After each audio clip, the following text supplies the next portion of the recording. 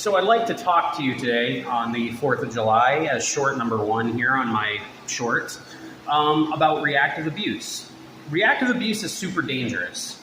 It's when a situation happens where you have a pretty casual dialogue of some type, but on the other side, the other person is kind of hoping that they can net your reaction to something so that they can make a victim story out of it. Typically, this can be picked up whether from a toxic friend or partner or what have you, even family member.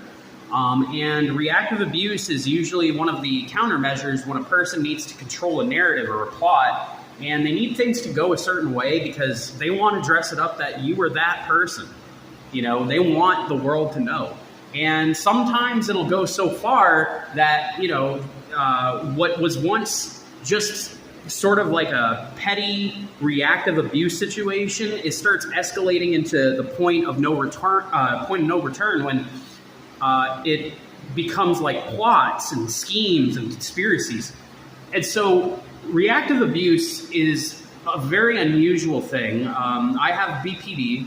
I've had BPD for a couple of years, but according to the psychiatrist, it doesn't mean that it's not like I haven't had it, because most of my life I thought I had bipolar.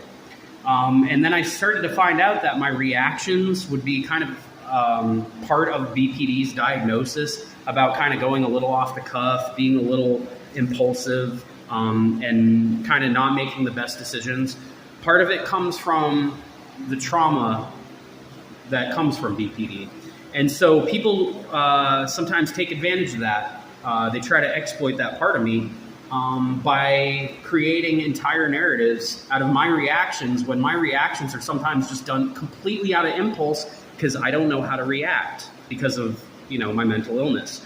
And so it's why I kind of stayed isolated for several years, because I realized that I have issues dealing with people who engage in reactive abuse, especially towards me, because I can tell that they're just fishing for a reaction. They don't legitimately want anything serious, no friendship, no relationship.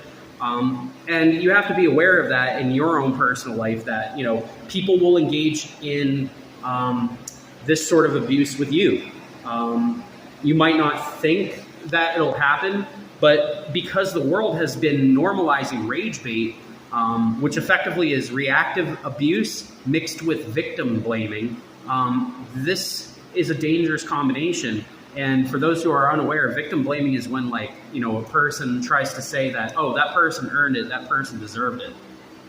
Reactive abuse and victim blaming, when combined, can destroy lives.